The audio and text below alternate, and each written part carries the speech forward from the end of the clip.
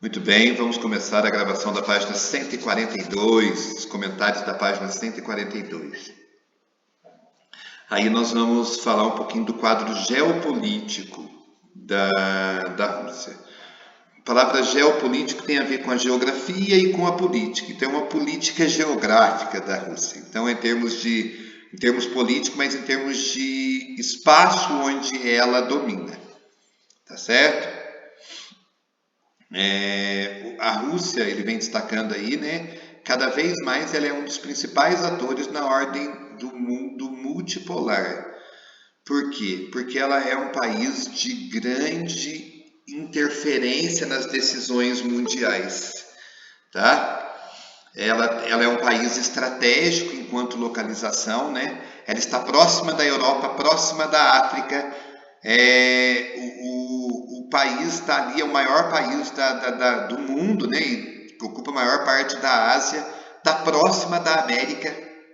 Então é um país, em termos de localização, estratégica. E, por exemplo, uma outra coisa que é estratégica para a Rússia, o fato de maior parte do território do mar glacial ártico pertencer a ela.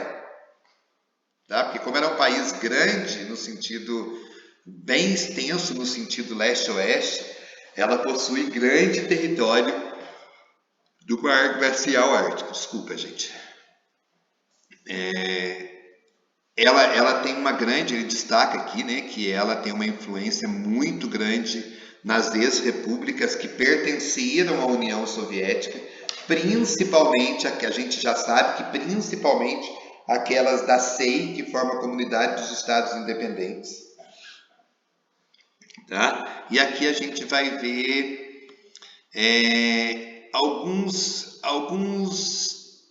não posso falar problemas, mas alguns entraves geopolíticos que a Rússia tem enfrentado, tá? Primeiro, foi a anexação da Península da Crimeia. Se vocês olharem no mapa aqui embaixo, ó, a Crimeia é uma região que fica aqui ao Mar Negro, tá? É uma península que ela estava ali ligada à região da Ucrânia, né? Olha aqui a Península da Crimeia aqui, ó, mostrando num quadrinho menor aqui embaixo, ó. Ela está aqui dentro do Mar Negro, tá? E essa península foi anexada pela Rússia, tá? Ela fez parte da Rússia até o século XVIII e o século XX. Em 1954, Nikita Khrushchev entregou o território à Ucrânia. Só que em 2014 foi feito um referendo que não foi reconhecido pela ONU sobre a separação entre a Crimeia e a Ucrânia. E o que aconteceu? Nesse referendo, a península da Crimeia, ela consegue a separação da Ucrânia, eles deixam de pertencer à Ucrânia e voltam a pertencer ao território russo. Olha para você ver. A maior parte da população é formada por russos. Por que será que ganhou,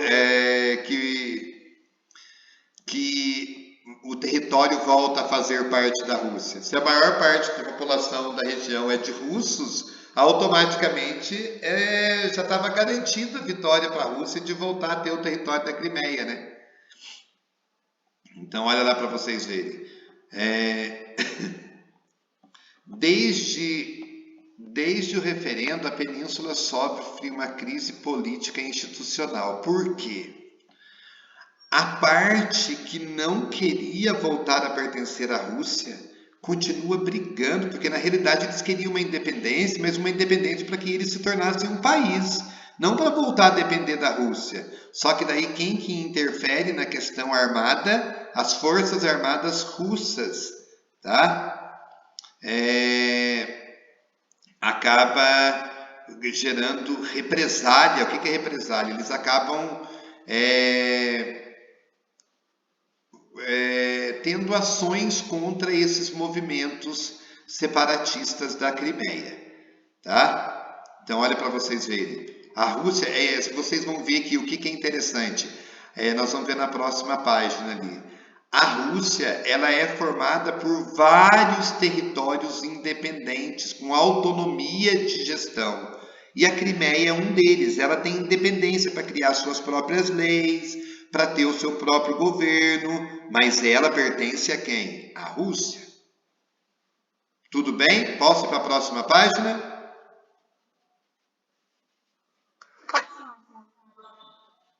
Deixa eu ver se eu mudar de página, se ele vai parar a gravação. Vocês estão vendo a nova página que eu estou mandando? Ó, sobre a participação na guerra da Síria e o separatismo tchetcheno? Ah, então tá. É porque ele continua mostrando a gravação, então eu acho que ele está continuando gravando. Vou fazer um teste para ver. Então, a participação na guerra da Síria, tá? A Rússia vai participar da guerra da Síria, por quê? Porque se ela deixa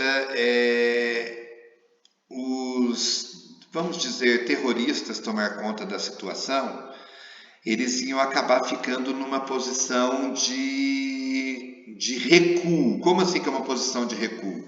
Se eles não teriam a Síria como parceira para estar atuando ali dentro do Oriente Médio. E qual que é o interesse da Rússia de estar atuando no Oriente Médio?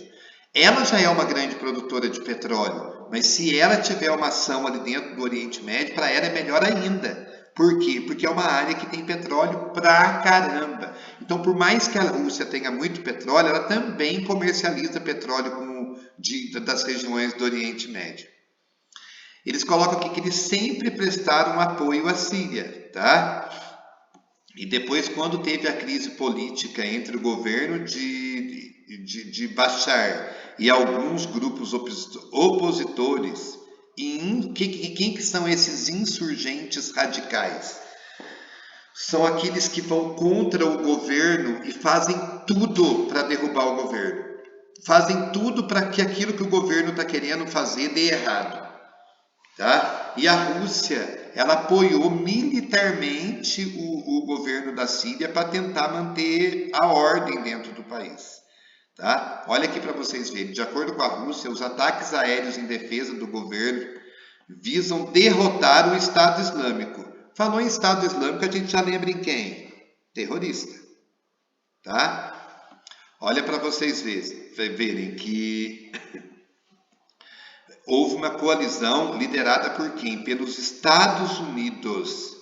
Só que os Estados Unidos sozinho não conseguiu acabar com essa organização extremista, a expansão do Estado Islâmico sobre a Síria. Então daí, olha que interessante, dois países que vivem se rispando, Estados Unidos e Rússia, acabaram se unindo para poder tentar manter um governo no poder da Síria. E nós sabemos que até hoje essa intervenção acontece, porque a Síria continua em protestos e em guerra até hoje.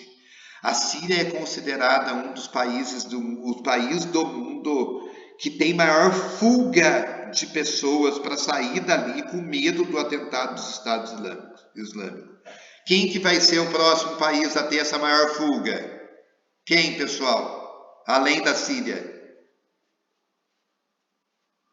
Eu não consigo ver o chat, tá? Agora, tem que falar mesmo aqui. O Afeganistão. Vocês já viram o desespero do povo para sair de Cabul? É um desespero porque eles já sabem que se eles forem pegos, ou eles seguem o Estado Islâmico da maneira que os radicais querem, ou eles vão ser mortos. Os homens decapitados e as mulheres escravas sexuais, estrupadas diariamente. E quando fala mulheres, não são só mulheres adultas não, tá, gente? Passou de 5 anos para eles é mulher e eles estrupam mesmo. Depois vem falando da Chechênia. Fala checheno, né? Mas é Chechênia. A região da Chechênia, ela fica aqui, ó. Ele vem mostrando, olha, aqui tem um quadrinho destacando aqui onde fica essa região. E olha aqui onde está a Chechênia aqui, ó. Olha o que ele destaca que é interessante que eu tinha falado para vocês. Olha que o nome Rússia é, na verdade, uma federação de repúblicas e províncias autônomas e territórios. A Chechênia é um deles. E é um território que vive isso desde a minha época de estudante. Você ouvia falar da Chechênia.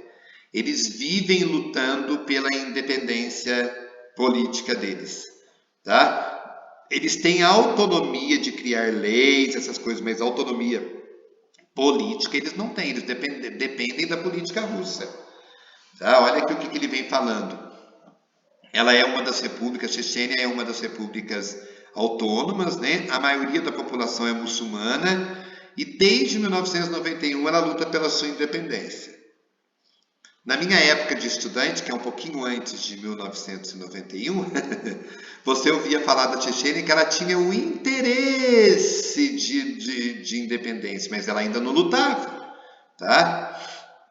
Só que grupos que são de maioria muçulmana começaram a brigar pela independência.